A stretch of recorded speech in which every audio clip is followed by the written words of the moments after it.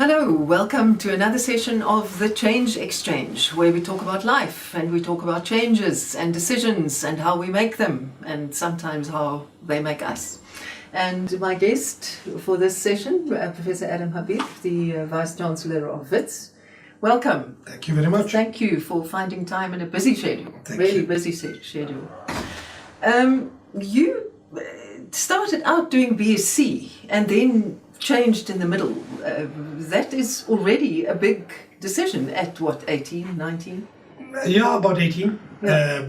Well, partly because I didn't know what I wanted to do, like many students. So I landed up as a young middle class kid, went to the University of Natal in Pietermaritzburg, which was a really pretty campus. And went there. It was a small campus, very homely. Did BSc. Hated the BSc. Spent half of my time outside the classroom rather than in it, and realized very soon that it was the wrong choice. I was lucky that my father believed in second chances, and so political science and history then. Yeah, and then he gave me a kind of option, and I then decided to go to political science and history as a kind of BA. And initially, I thought I was going to law, so kind of BA, political science and history was en route to a law degree. But I, en route, decided actually I didn't want to do law.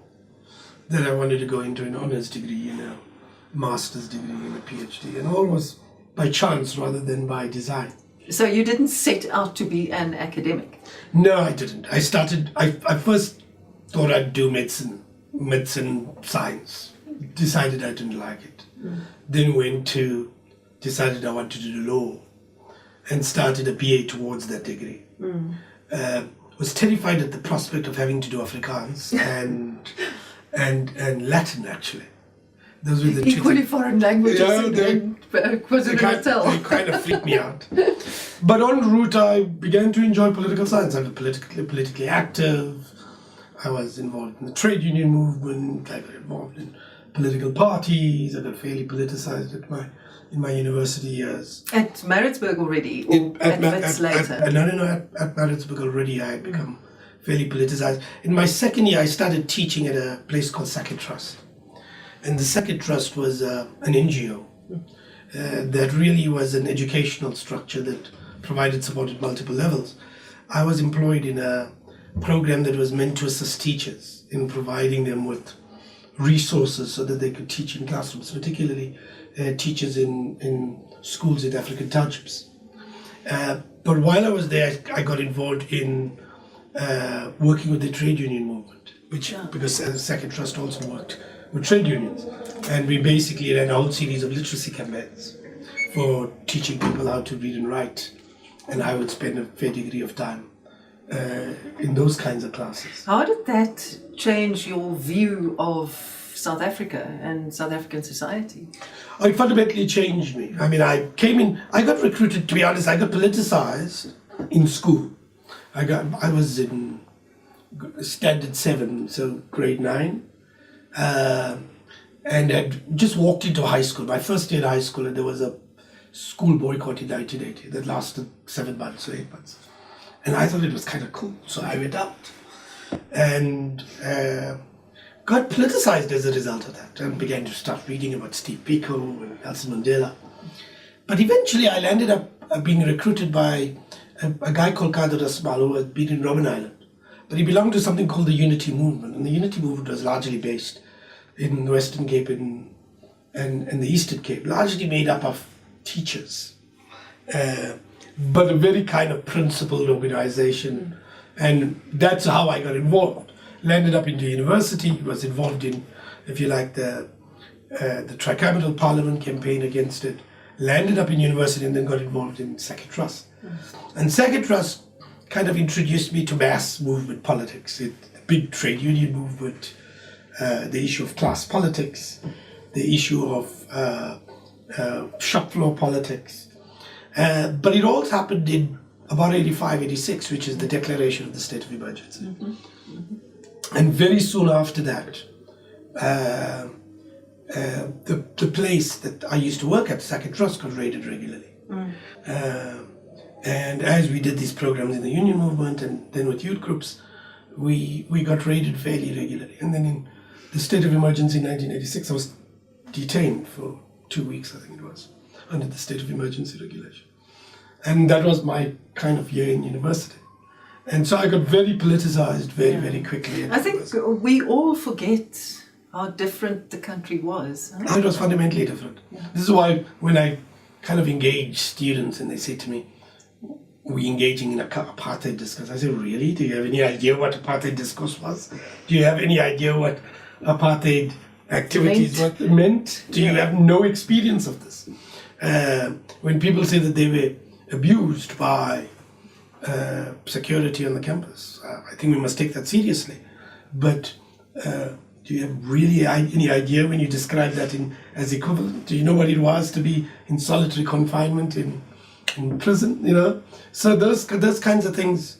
So I got fairly politicized in my year. I did very well, ironically, when I took my second degree. So I did my BA in political science and history. And interestingly, I thought I was kind of going to learn a lot about how to understand South Africa. And I did very little of that. But what it did do is I got very interested in kind of political science and history. And finished my first degree. On an almost philosophical level. Yeah, at an almost philosophical level. And got finished it with quite, I think, a first and second one was I missed it by 1% or something. I did very well. And then I came to Wits for my honours. And that was kind of ironical because at the university, my wife Fatima and I began to date. And not surprisingly, her family didn't like me. They thought I was kind of young, radical, get their daughter. And so effectively we decided to run away. So firstly she said, I had said I was going to stay here. Her parents thought when she had applied for Wits that it was a good idea because she would get away from me. I didn't tell my aunts. My mom had died very well, so I was a bit younger. So I'd been brought up by aunts. I didn't tell anybody that I was going to Wits.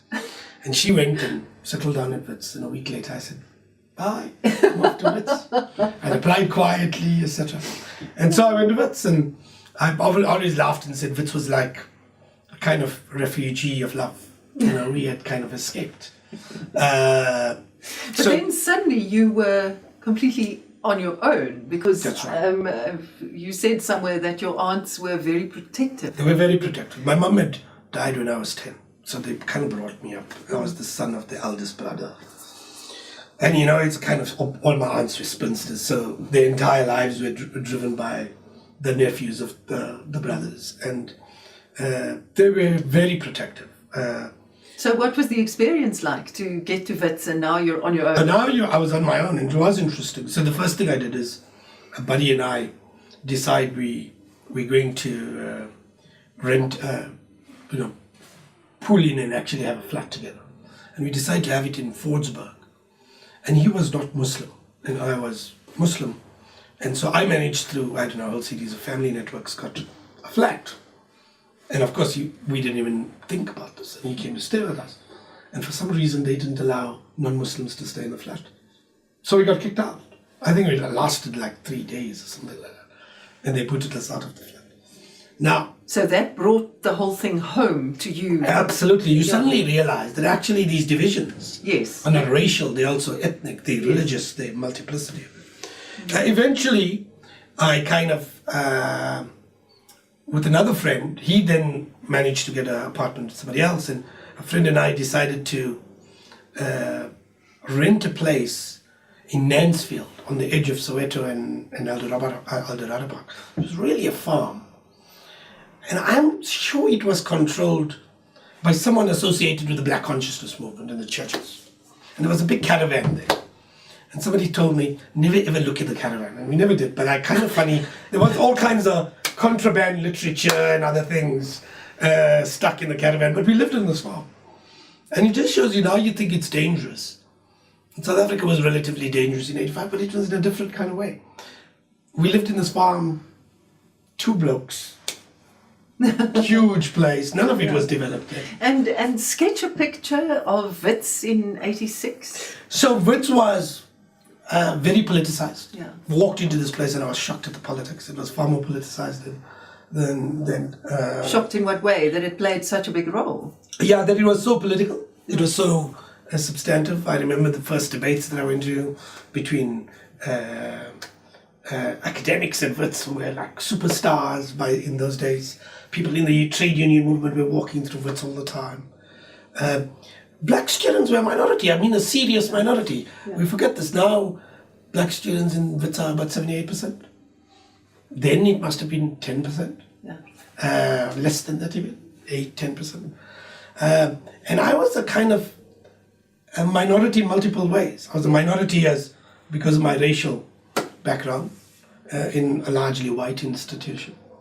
I was a minority because of my ideological orientation. I came in as a kind of far left Marxist, critical of the ANC.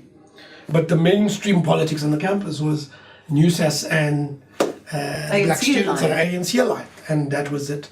And I launched in that year, I was in my honors year, and in my first class, my second class, I bumped into a fellow Marxist in the sociology class of Eddie Webster, actually. And we had a big argument with Eddie Webster, who was quite closely aligned with CUSATU at that stage, which was aligned to the ANC. And we launched a socialist party called the Socialist Student Action.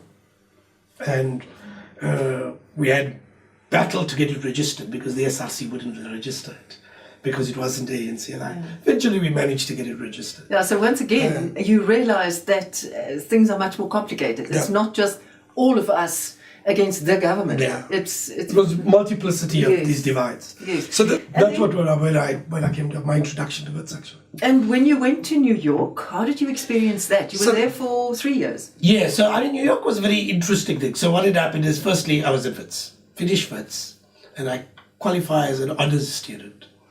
And then I go to the politics department, which is a very liberal department. I've always laughed about this. And I said to them, I'm thinking about doing a master's, and I'm thinking about, is there an assistantship or a research assistantship?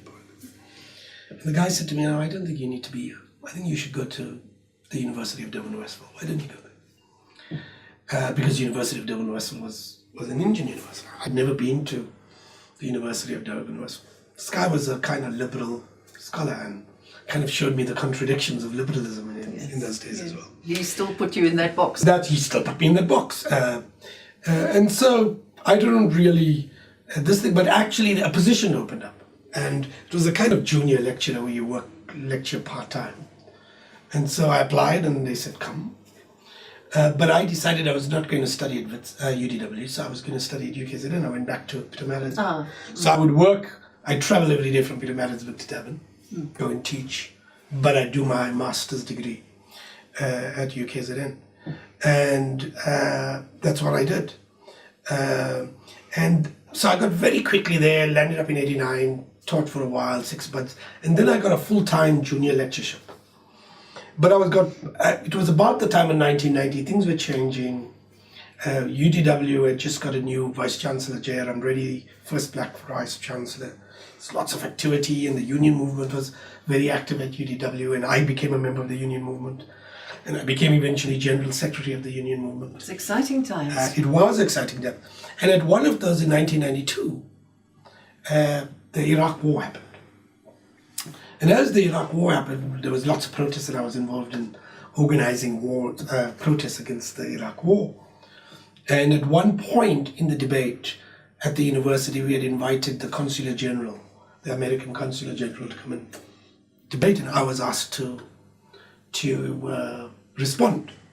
And so he defended the Iraq War, and I, of course, stood up and attacked him for imperialism and the fact that you want to be the policeman of the world and da-da-da-da-da.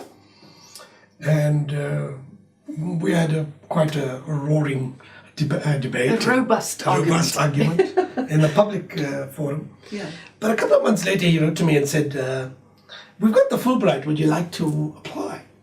And I was kind of taken aback by this. So I applied, went there, didn't think I had a chance in hell. I had a very robust interview where I spoke about the imperial nature of the American government and how it needed to be challenged. And I thought, there's no way they're going to give me this.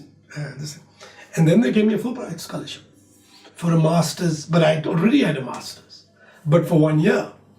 And then the Vice-Chancellor from UDW said, well, had written to something called the Educational Opportunities Council, which was doing scholarships for black students in the US, and they offered me a 3-year PhD. And so I took out the EOC and declined the Fulbright. And then actually went on to spend some time in the US. And I thought I'd go to New School or Berkeley, but really somebody in an office in the US decided to send me to the graduate school of the City University of New York. I subsequently found out it was because the person was a graduate of the City University of New York, and had simply chosen it out of loyalty and networks. Yeah. But it turned out to be New York City, and so I was right in the middle of New York City for 3 years, and spent a course period of time at the graduate school. How did that change your view of the world? Because now you were in the heart of the monster. It changed my world in fundamental ways. It showed me a couple of things. One is our struggle is not the only struggle. Mm-hmm. It created a much more cosmopolitan orientation for me. I began to understand that you can only be truly African if you're part of a common humanity. That we are one of multiple struggles. My first class in New York, and this is what's great about New York, sitting in New York, there's like 30 people in the class for a master's.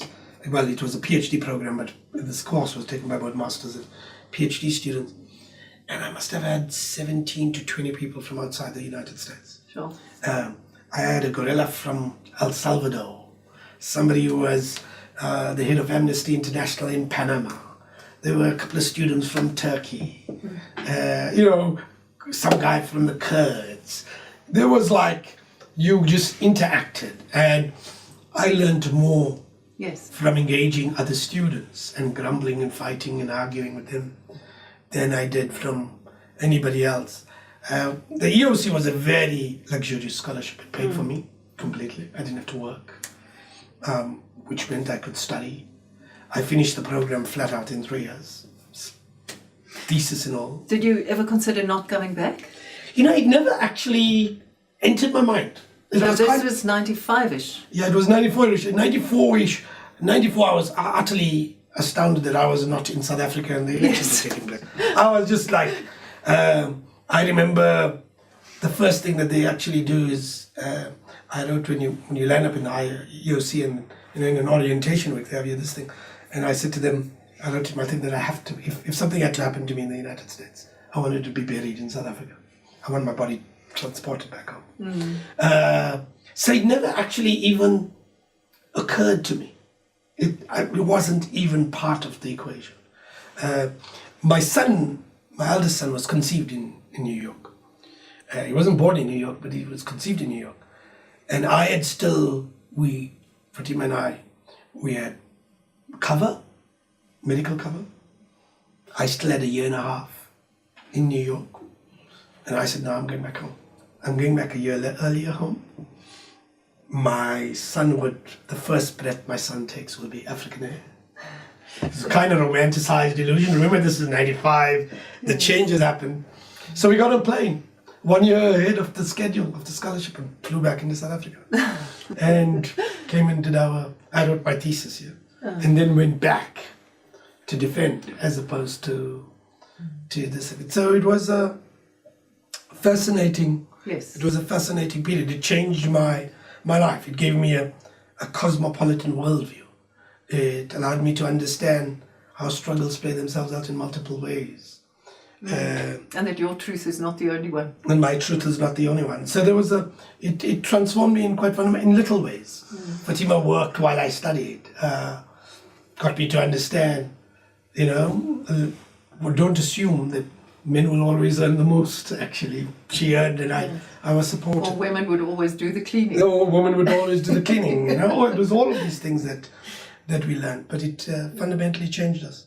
And then coming back, there were other things, but then you were at UJ. No, so what had happened is I came back in 96, and walked back into UDW and continued to work in UDW. And UDW was still going through its political traumas. And effectively, there was a group of students in Alliance of Union and SRC that had overthrown the management one day. And we effectively, then the police came in and took over the place. How did you experience that in the new South Africa? It was very different, but it was also, I said I remember sitting in the Senate chambers in UDW saying to the students and to the whatever your criticisms of the management, and I kind of share some of it, do you really believe that the state is going to allow you to take over?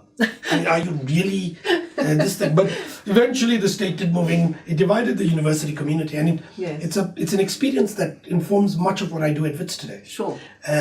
But I had come there, and then thereafter, there was a new management that came in subsequently.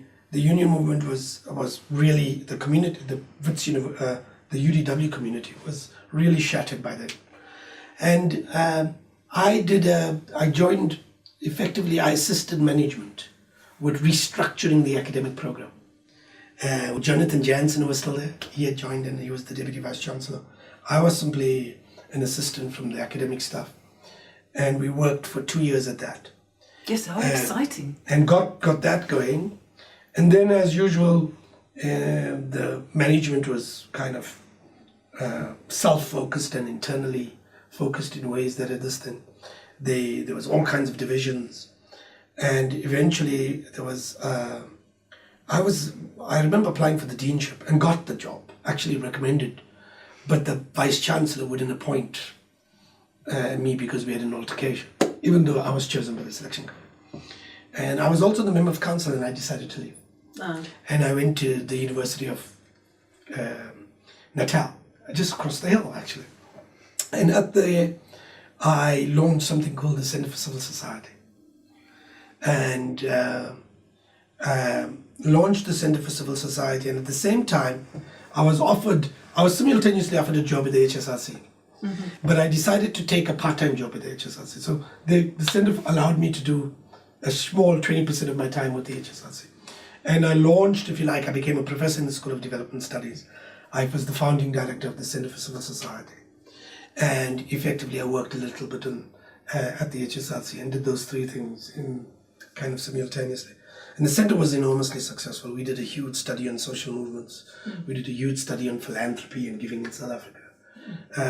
I published a book, edited book with John Daniels, and the first of the State of the Nation edited volumes with John Daniels and another colleague.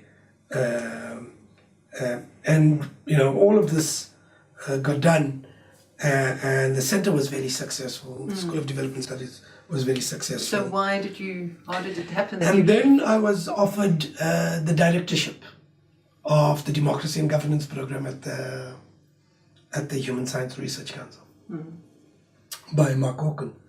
And I'd left the school. The centre was quite strong financially. We had raised about 40 million rand, lots of publications. So I went to the Centre for Civil, to the HSRC in Pretoria. And about the same time, Fatima had got a job. And she had actually got the job first. And then this offer came, and it kind of made sense because she got a job in Pretoria, in Johannesburg. And so we decided to come. And I then came and went to the centre, and again had a good 4 years at the HSRC, and it was fairly successful. Mark Hawken was an incredible CEO. I learned a lot underneath him, how to manage, how to be pragmatic, and learned an enormous amount. And the Democracy and Governance program was enormously successful. We turned it around. It was in financial trouble, managed to raise enough money. We got research going, got a big program going. But I had said I will only be there 5 years because my life was at the university. And then the Dean of Humanities at the University of Johannesburg opened up. And I applied for it and didn't get it actually. But there was another candidate who got it who was an internal candidate. But what was interesting is the Vice-Chancellor called me and he said, we couldn't give you the Dean of Humanities because it was an internal candidate, and but we think you'd be good as the Dean of Research. Would you lead the research division? And I said, well, you've got a Dean of Research. And they said, no, well, we'll work in an arrangement. And I said, no, I wouldn't do that to somebody. And he then said, well, what would you do? I said, well, if it was the Deputy Vice-Chancellor, then I would consider it. And he said, okay, I'll come back to you. And I didn't hear from them for 5-6 months. And then they said, well, we've got a Deputy Vice-Chancellor, then we're advertising it, would you apply? What is the major thing that stands out for you from your time at UJ?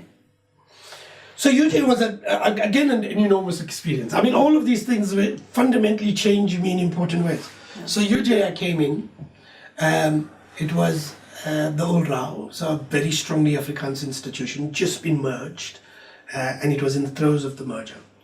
So it was still about 60% white? Yes. The student body? It was changing very quickly by then. So it must have been, RAU had taken large numbers of black students towards the late 1990s, early 2000s. So it had changed quite a bit, but it was, I don't know, 35% white, still 40% maybe white. And I walked in. And the team was made out of people from the old RAU and a new team. So Aaron Rinsberg had was on the council of the Technical and Witwatersrand. Roy Marcus had been from the tech there, and he was the chief council. Derek van der Merwe was from the old RAU. And Henk Kriek was the dean of the Faculty of Commerce, Economic Sciences, had just been appointed as DVC Finance. My colleague I knew from UDW, Anjana Parak, was DVC academic, and I came in as DVC research. Completely new. So you had to build a team out of that? Yes, completely out of that. And in a lot of ways, we came in with different skill sets, but it really was a dream team. In part because we were so different people. You know, Derek van der Merwe was the urbane, sophisticated individual, the quintessential academic. Aaron Rinsberg didn't have a track record in universities, but was the manager par excellence, who had been through the SABC and kind of had not had sufficient, I think, grounding in the university, but what was his great strength is he recognized his weaknesses and he brought a team around him that worked. Henk Kriek, I think, is still perhaps one of the best DVCs of finance I've come across. He understood the academic program, but he understood money, and he was eager to learn and all of that kind of stuff. I came with a skill set, and kind of, by that time I had a bit of a reputation as a kind of radical academic in the public domain. And I think I brought a skill set to UJ that shook it up a little. In a lot of ways, I put it into the public domain. I would debates were happening, and we were recruiting skills. And one of the things that you couldn't do is, and the one thing that when I came in, they said, we want you to drive our research agenda. Ironically, that was everyone. The managers wanted that because the stature of the place. But the whole RAU was scared that we would become a technicon. Oh. So they wanted to drive research. And we said, we're going to drive research. And so I pulled some money together and argued with the management, and they put some money together. And I went hunting for academics. Yeah. And the place I went hunting for was Wits University, actually. And people said to me in the first couple of months, nobody will leave Wits. And I said, watch this. And as we started engaging in the public domain, and as we offered more money, and we did all of that, we started beginning to shift people. And as that happened, we started marketing ourselves and engaging in the public discourse. And we were, at one point, UJ was all over the map. You know, it was just everywhere. Yeah. And that just changed the place. It attracted new students to the place. It attracted postgraduate students. Lots of black students came. We had some interesting debates with what I would call the white right. There was a time when there was a complaint about a letter. People would complain that it was losing its Afrikaans roots. And I wrote a thing in the Beeld, actually, I recall, about you can fulfill yourself as an Afrikaner if you fulfill yourself as recognizing as you're a South African. And that became, and there was a big debate around this in the Beeld. I was debating in the Afrikaans newspapers and the English newspapers, and I got to give credit to Iron and others. They gave me the space to do that. A lesser Vice-Chancellor would have been intimidated by it. He was comfortable with it. So what was the experience of then moving to Wits? So then this happens, and we do very well. And within 5 years, we had effectively doubled our research output. Sure. So we're really recognized now. We were number 6 in the country, and everybody was talking. And then my first 5 years came up, and I decided I wanted to write a book. I've been meaning to write this book for a while on South Africa, not on the university. And so I got a 6 months and sabbatical actually, and I went away to Oxford at the Centre for African Studies and spent there and wrote this thing. And that's when the tragedy happened at Wits. You remember the mother who had died because she was waiting in the queue at UJ, sorry. Yeah. And I was still at Oxford then. And then I came back, we finished the book. Just as I came back, Wits was going up. And I thought, well, why not? And so I applied. And Wits was going through its own trauma. It was very divided between the union and the management and the staff. And, ironically, under any other conditions, I don't think I would have got Wits. Because Wits would have looked internally. But I did apply, and I did well, and the 3 of us shortlisted in the interview.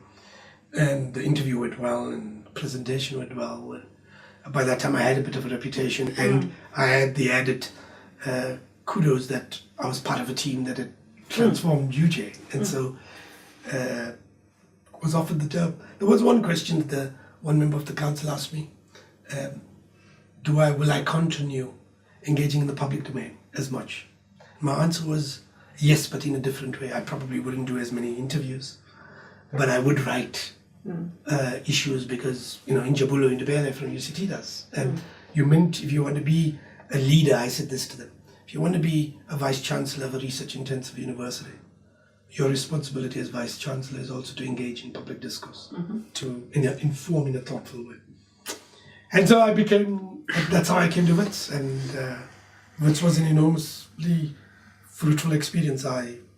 How did you experience it suddenly being on the other side, if I can put it like that you were suddenly the big bad authority during Fees Must Fall? Yeah, well, that was really interesting. I often laughed and said, I went through an existential crisis. Yes, I've absolutely. been predicting an explosion at the universities for like 5-6 years, saying that this political economy was just not suitable. You can't reduce subsidy, increase fees, and then all of you talk about free education. You're effectively doing the opposite, and this thing's going to blow. I just didn't think I'd be on the opposite side when it blew. And so it was difficult.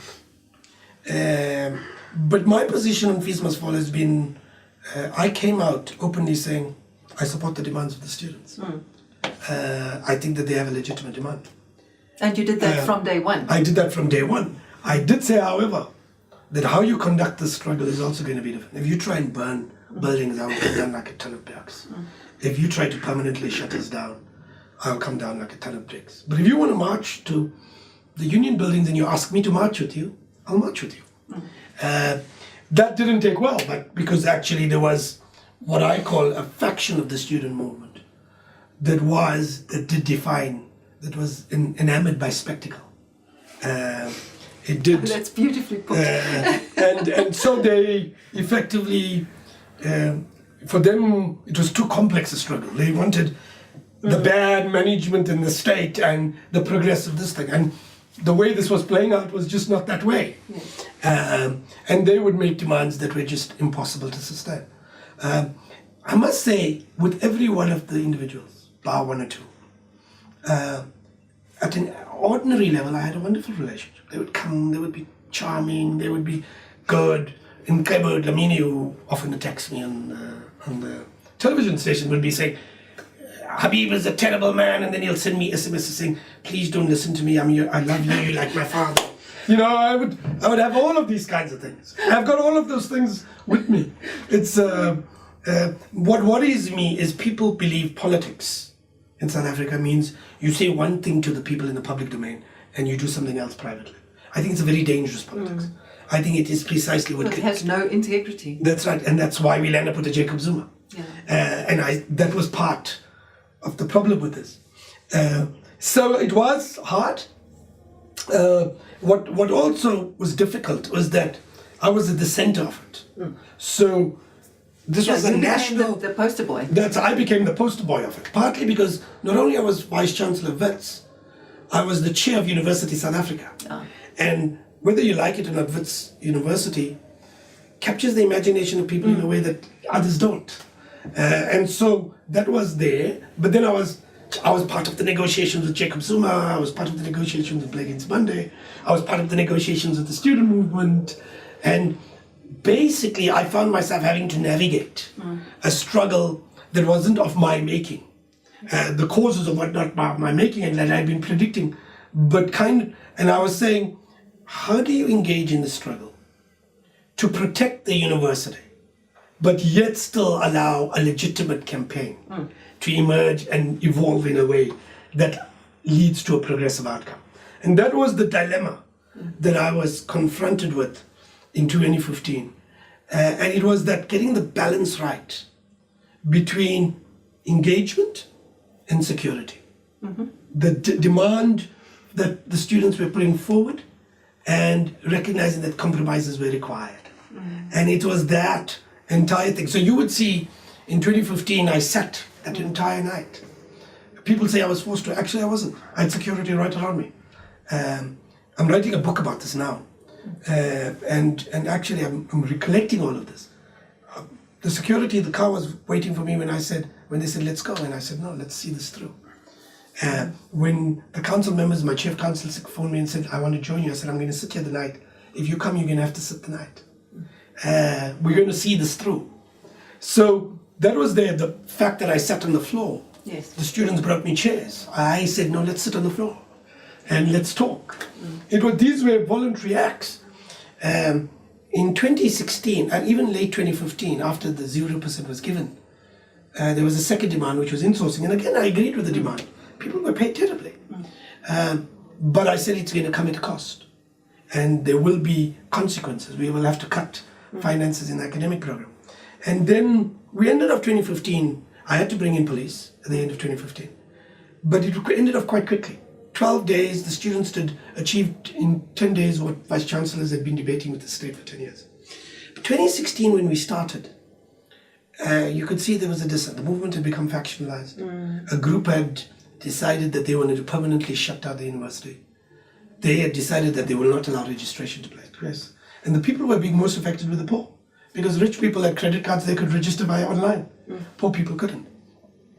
And then I decided to bring private security. And I wrote a letter to the university community saying, here is why I'm doing it. And that would become the hallmark of my decision. If I did a decision, I'd write to the public domain. And I put it, here's why I'm doing it. And you saw it got published in Maverick and these things. And that put me right in the face of a massive conflict with at least the most extreme versions of the student movement. And then towards the end of the year, we managed last year, 2016, right until the end. And then in September, we knew that there was something coming. They were supposed to have decided on the fees commission, but they asked for a year extension. The fees came, we were engaging the minister, and the minister said he had to do consultation. I said to him, I'm telling you this is not going to work. Announced in June, July. Anyway, they announced on the 16th of September. I was away. And immediately they announced the students went on the protest. But this time it becomes violent. I came back. It took me a week to get back, partly because I couldn't get flights back from New York, so I had to go to Mexico, from Mexico to Germany. Eventually I came back. It took me 3 or 4 days. And we decided to have the first thing we decided to do is to go on a poll.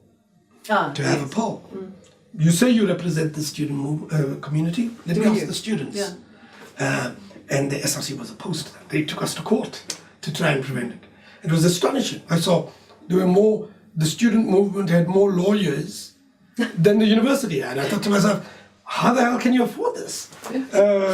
But we won that.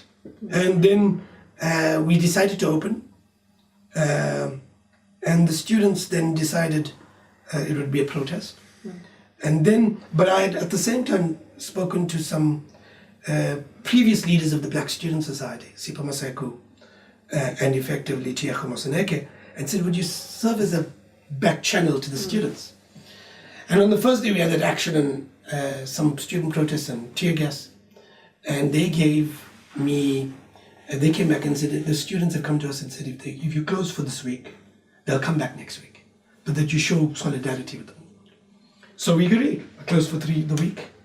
I went to the Senate and I said, will you come with me and march with me, with the students, in support of the goal of free education? Would you march with me? Will the council march with me? And we agreed. We agreed to have a university assembly. We've only had 5 in the history of this university. And we've always pronounced on important things, on AIDS in 2002, on Madiba's passing in 2013, in 1992, around democratic South Africa in 1959, and why universities should be open. And we decided to have one on Dusin.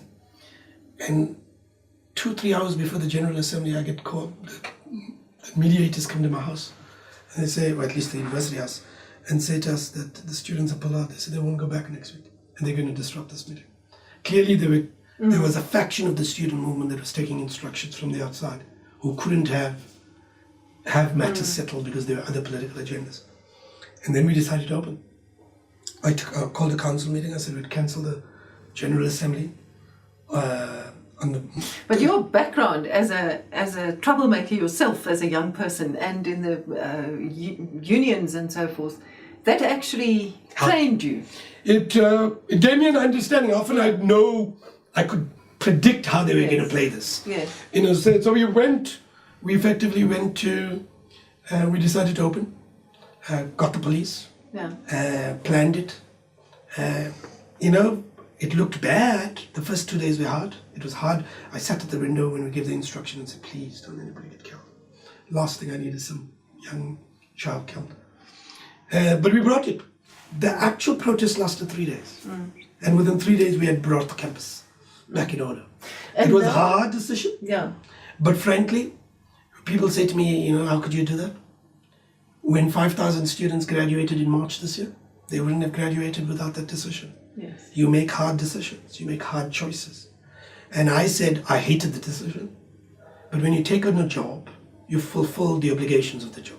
You don't abandon it because suddenly it becomes hard, or because it doesn't neatly dovetail with your ideological condition. And so I wrote a piece at the end of 2016. I wrote one in 2015 and 2016, which is my experience of the student protests and why I did the decisions with it. And currently, I will take next year for 6 months off after my first term. And effectively went to write a book. I've been offered a second term at Wits. I wouldn't have taken it had 82% of the Senate not voted and said, we want you to take it. So what are your dreams for the next term? My big desire is to ensure that Africa has its own research-intensive universities. You see, you can't truly be free if your mind is not free. It's an old Steve Biko quote. But your mind can never be free unless you're producing your own knowledge. And so, not in some autarkic way, but in a way that contributes equally to the knowledge that is produced by the rest of the human community. If Africa has only teaching universities and no research universities, and we send our children for training for our masters and PhD, we'll never be free. We'll always be importing knowledge from everywhere else and technology from everywhere else. My desire is to ensure that South Africa and Africa has its own research-intensive universities.